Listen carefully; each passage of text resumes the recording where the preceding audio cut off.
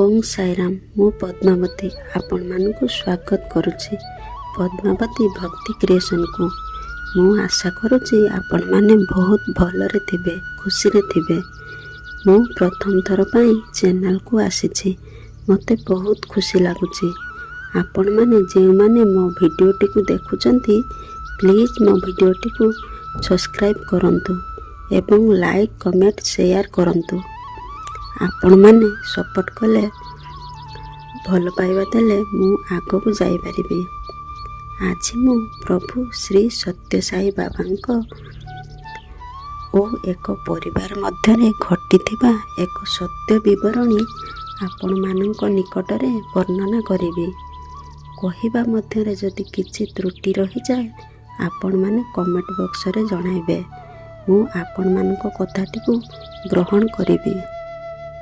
ସେହି ପରିବାରର ଘଟିଥିବା ଭଉଣୀ ଜଣଙ୍କ କହୁଛନ୍ତି, ଭଗବାନ ଶ୍ରୀ ସତ୍ୟସାଇ ବାବାଙ୍କ ସମ୍ବନ୍ଧରେ ମୋର ସର୍ବପ୍ରଥମ ସ୍ମୃତି।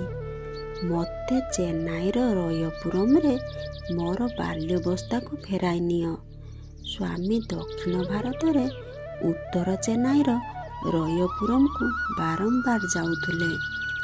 ସେ ଶ୍ରୀ ସତ୍ୟସାଇ ସେବା ସଂଗଠନ ତାମିଲନାଡୁର ରାଜ୍ୟ ସଭାପତି ଶ୍ରୀ ପି.ଜି. ଅଚ୍ୟୁତାନନ୍ଦମ ଏବଂ ରୟପୁରମର ୱେଷ୍ଟ ମାଧ ଚର୍ଚ୍ଚ ଷ୍ଟ୍ରିଟରେ ଥିବା ଶାନ୍ତି କୁଟୀର ନାମକ ଚେନ୍ନାଇର ଅନ୍ୟତମ ପ୍ରାରମ୍ଭିକ ସାଇ ମନ୍ଦିରର ପରିଚାଳନା କରୁଥିବା ଶ୍ରୀ ଛଗନ ଲାଲଙ୍କ ଘରକୁ ଯାଆନ୍ତି।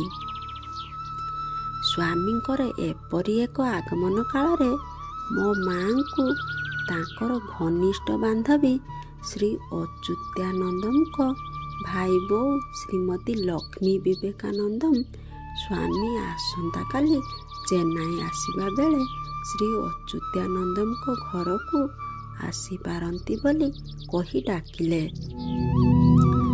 ଭଗବାନ ଶ୍ରୀ ସତ୍ୟସାଇ ବାବାଙ୍କୁ ଭେଟିବା ସକାଶେ ଶ୍ରୀ ଅଚ୍ୟୁତାନନ୍ଦଙ୍କ ଘରକୁ ଯିବା ପାଇଁ ମୋ ମା ମୋ ବାପାଙ୍କୁ ଅନୁମତି ମାଗିଲେ। ମୋ ବାପା ଡକ୍ଟର ଏମ୍ ବିଶ୍ୱନାଥନ ଭାରତରେ ମଧୁମେହ ଚିକିତ୍ସା କ୍ଷେତ୍ରରେ ଅଗ୍ରଦୂତ ଥିଲେ ଏବଂ ତାଙ୍କୁ ଭାରତରେ ମଧୁମେହ ଚିକିତ୍ସାର ଜନକ ଭାବରେ ସୂଚିତ କରାଯାଏ। ସେ ସମୟରେ ମୋ ବାପା ସ୍ୱାମୀଙ୍କର ବହୁତ ବିରୋଧୀ ଥିଲେ ଏବଂ ସେ ରାଗି ଯାଇ ମାଙ୍କୁ ସେଠାକୁ ନ ଯିବା ପାଇଁ କହି ଗାଳି ଦେଲେ। କିଏ ଜଣେ ସ୍ୱାମୀ ଆସୁଛନ୍ତି ବୋଲି ତୁମେ କାହିଁକି ସେଠାକୁ ଯିବାକୁ ଚାହୁଁଛ ବୋଲି କ୍ରୋଧ ଭାବରେ ପଚାରିଲେ। ମୋ ମା ତତ୍କ୍ଷଣାତ୍ କହିଲେ, ଠିକ୍ ଅଛି, ତୁମେ ଯଦି ମୁଁ ଯିବାକୁ ଚାହୁଁନାହଁ ତେବେ ମୁଁ ଯିବି ନାହିଁ। ସେହି ରାତିରେ ବାପା ପୂର୍ବ ପରି ଶୋଇବାକୁ ଗଲେ।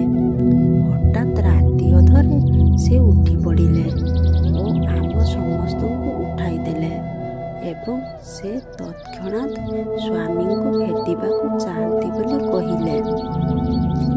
ସେ ଚେନ୍ନାଇରେ ପହଞ୍ଚି ନାହାନ୍ତି ଏବଂ କାଲି ହିଁ ଆସିପାରନ୍ତି ବୋଲି କହି ମା ତାଙ୍କୁ ବୁଝାଇବାକୁ ଚେଷ୍ଟା କଲେ, କିନ୍ତୁ ବାପା କହି ଚାଲିଲେ, କିନ୍ତୁ ମୁଁ ତାଙ୍କୁ ଏବେ ଭେଟିବାକୁ ଚାହୁଁଛି। ଆମେ ତାଙ୍କୁ ଶାନ୍ତ କରି କହିଲୁ ଯେ ସେ ଯଦି ପ୍ରକୃତରେ ତାଙ୍କୁ ଭେଟିବାକୁ ଚାହୁଁଛନ୍ତି ତେବେ ସେ କାଲି ଭେଟିପାରିବେ। ତାପରେ ସେ ଶୋଇବାକୁ ଗଲେ। ସେ ସକାଳେ ଉଠିବା ବେଳେ ଅସାଧାରଣ ଭାବରେ ଶାନ୍ତ ଥିଲେ ଏବଂ ଗତ ରାତିର ଘଟଣା ବିଷୟରେ କିଛି କହିଲେ ନାହିଁ। ଅବଶ୍ୟ ସେ ମୋ ମାଙ୍କୁ କହିଲେ, ତୁମେ ଯଦି ଯିବାକୁ ଚାହୁଁଛ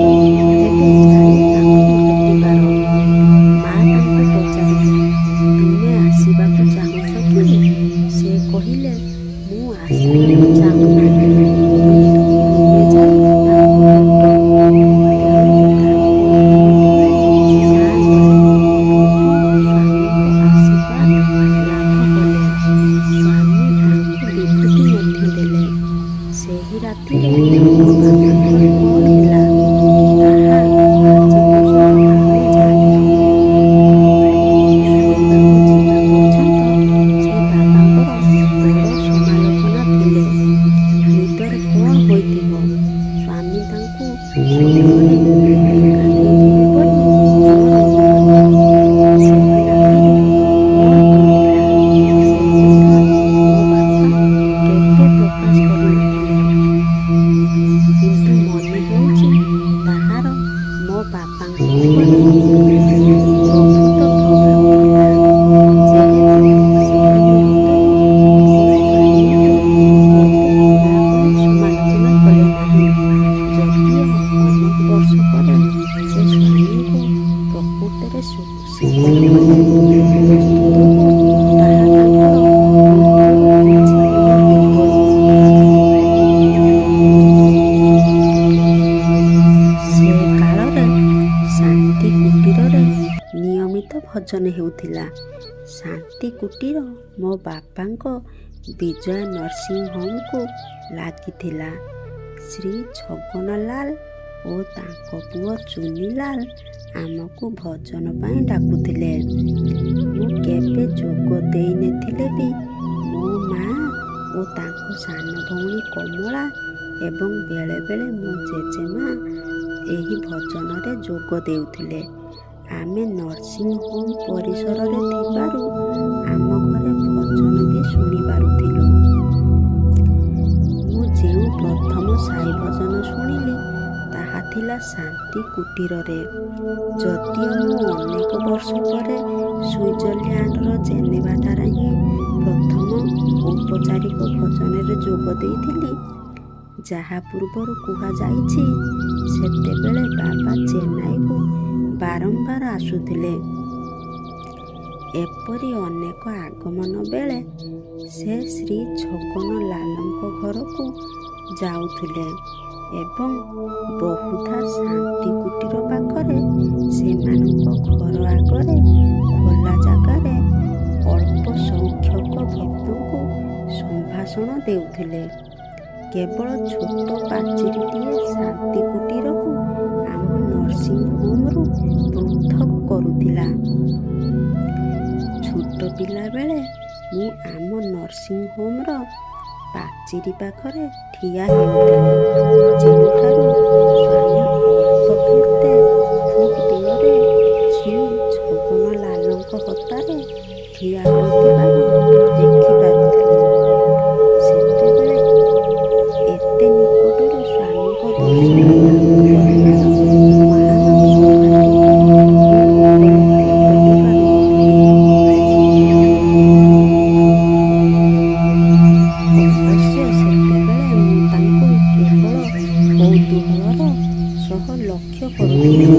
ଆଗାମୀ ବର୍ଷମାନଙ୍କରେ ମୋ ଜୀବନରେ ସେ ମହାନ ଭୂମିକା ଅଭିନୟ କରିବେ ଏବଂ ଏସବୁ କିପରି ମୋ ଜୀବନର ନାଟକକୁ ଧୀରେ ଧୀରେ ଉନ୍ମୀଳିତ କରିବା ପାଇଁ ଏକ ପ୍ରକାର ପ୍ରସ୍ତୁତି, ତାହା ମୁଁ ବୁଝିପାରିନଥିଲି।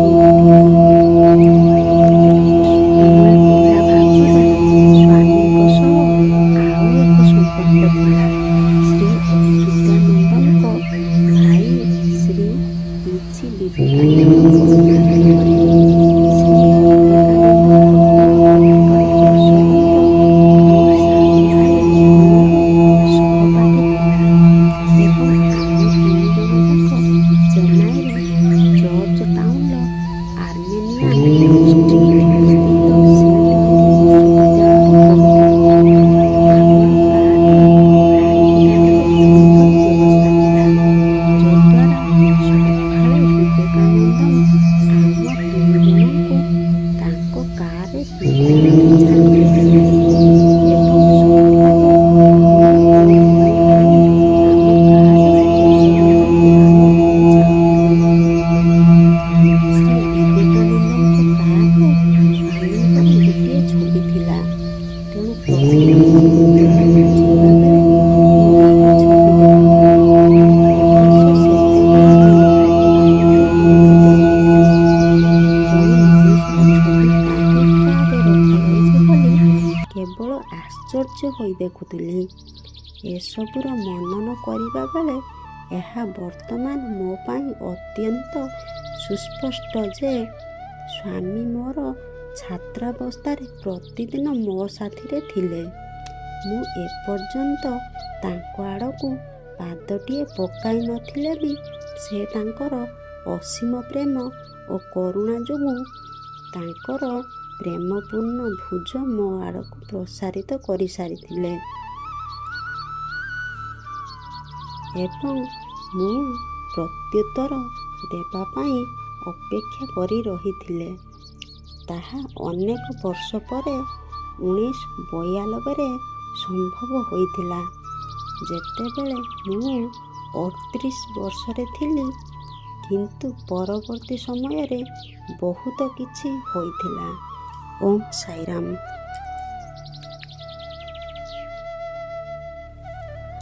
ମୋର ସ୍ନେହର ଭାଇ ଭଉଣୀମାନେ, ଏତିକିରେ ବୁଝିଯାଆନ୍ତୁ କି ଭଗବାନ ସମସ୍ତଙ୍କ ଦେହରେ ବିଦ୍ୟମାନ ଅଛନ୍ତି, ପ୍ରତି ମୁହୂର୍ତ୍ତରେ ବିଦ୍ୟମାନ ଅଛନ୍ତି। ସୁଖରେ ଦୁଃଖରେ ଭଲରେ ମନ୍ଦରେ ପ୍ରତି ମୁହୂର୍ତ୍ତରେ ବିଦ୍ୟମାନ ଅଛନ୍ତି। ପ୍ରତି ମୁହୂର୍ତ୍ତରେ ସହାୟକ କରୁଛନ୍ତି। କାହାର କିଛି ବିପଦ ପଡ଼ିଗଲେ ଆମେ ଭଗବାନଙ୍କୁ ଦୋଷ ଦିଅନ୍ତି କି ଆମେ ଭଗବାନଙ୍କୁ ଏତେ ଡାକୁଛୁ, ସେ ଆମର ଡାକ ଶୁଣୁନାହାନ୍ତି। ଏହା ହିଁ ଆମର ଭୁଲ ଚିନ୍ତାଧାରା। ଯାହା କିଛି କରୁଥାନ୍ତି ଭଗବାନ ସେଥିରେ ମଙ୍ଗଳ ହିଁ ମଙ୍ଗଳ ଥାଏ। ଓମ୍ ଜୟ ଶ୍ରୀ ସାଇରାମ।